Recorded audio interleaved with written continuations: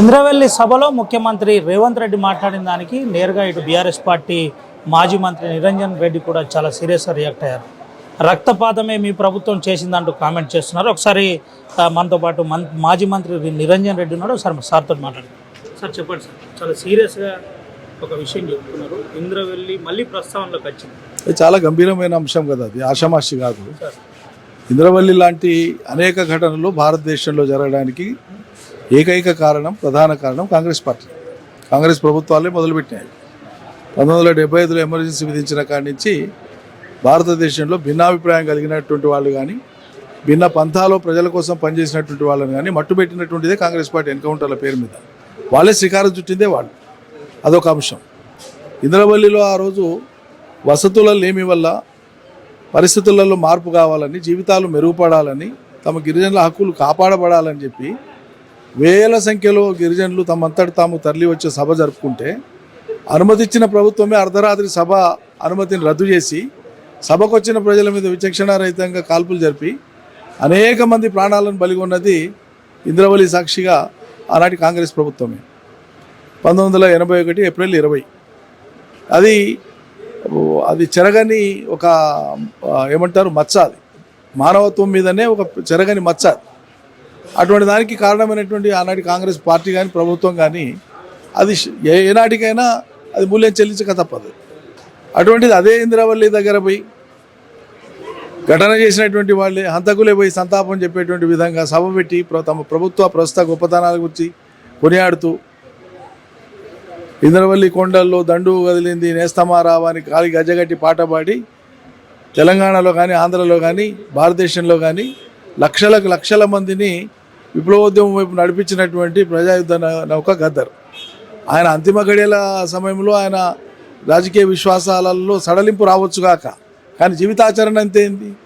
మరి ఆయన గజ్జగట్టి ఆయన పాట పాడితే వచ్చినటువంటి వాళ్ళందరూ కూడా ఆయన చూసి వచ్చారు, ఆయన సిద్ధాంతాన్ని చూసి వచ్చారు. ఆయన పాల్గొన్న సభలోనే అంతమంది జనం చనిపోయారు, చంపబడ్డారు. మరి అలా గద్దర్ పేరు మీద అవార్డు అని పెడతారు. పెట్టండి, కానీ దేనికి పెట్టాలి? మీరు చేసిన ఎన్కౌంటర్లకు గుర్తుగా పెడతారు అవార్డు. దేనికి పెడతారు? తర్వాత ఇంద్రవల్లి సభలో మీరు మాట్లాడింది ఏంది? కాబట్టి కాంగ్రెస్ పార్టీకి, కాంగ్రెస్ ప్రభుత్వానికి ఇంద్రవల్లి లాంటి చోట సభ పెట్టి మళ్ళీ ఇంద్రవల్లిని గుర్తు చేయడం అంటే పుండు మీద కారం చల్లడమే, అమరుల త్యాగాలను అవమానించడమే, హత్య చేసి సంతాపం తెలపడమే. ఇది అత్యంత నీచమైన దుర్మార్గమైనటువంటి చర్య. ప్రధానంగా ఒక విషయం చెప్పండి సార్, నేరుగా అంటున్నారు ఎందుకు ఇంద్రమ్మ రాజ్యం రావాలి అంటున్నారు, వాళ్ళేమో ఇంద్రమ్మ రాజ్యం రావాలంటున్నారు. ఇది కాదు, అదే హాస్యాస్పదమైనటువంటి అంశం. ఇందిరమ్మ రాజ్యం అనేది ఇందిరమ్మ కంటే ముందు, ఇందిరమ్మ తర్వాత కూడా కాంగ్రెస్ పార్టీ ఏలింది కదా ఈ దేశాన్ని. మరి ఇందిరమ్మ కంటే గొప్పగా నెహ్రూ చేయలేదు, శాస్త్రి పీరియడ్లో అసలే చేయలేదు, రాజీవ్ గాంధీ పీరియడ్లో అసలే జరగలేదు, పివి నరసింహరావు పీరియడ్లో అసలే జరగలేదు. పాలన అంటూ జరిగితే ఒక ఇందిరమ్మ కాలంలోనే జరిగిందా? వాళ్ళే హేళన చేసుకుంటున్నట్లు కదా. కాంగ్రెస్ పాలన అని చెప్పండి. ఒక ఇందిరమ్మ పాలన అంటే ఏంది ప్రత్యేకత? మరి 77 ఏళ్ల తర్వాత ఇల్లు లేకపోవడం ఇందిరమ్మ పాలనకు నిదర్శనమా?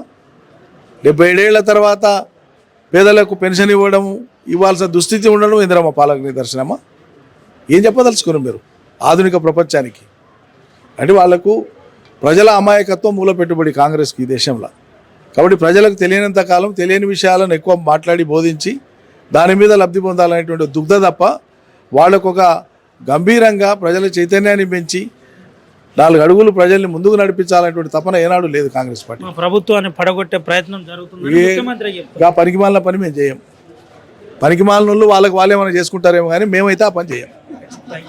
ఇది పరిస్థితి. ఎట్టి పరిస్థితుల్లో పలికిమాలిన పని మేము చేయం, వాళ్ళే ఏమైనా చేసుకుంటే మేము చెప్పలేమని చెబుతున్న పరిస్థితి కనబడుతుంది. ఇంద్రవెల్లి సభలో కాంగ్రెస్ ప్రభుత్వమే రక్తపాతం సృష్టించి మళ్ళీ వచ్చి కాంగ్రెస్ ప్రభుత్వమే అక్కడ సంతాప సభ పెట్టడం చాలా శోచనీయంగా ఉంది. ఇది హేయమైన చర్య అని మాజీ మంత్రి నిరంజన్ రెడ్డి చెబుతున్న పరిస్థితి కనబడుతుంది.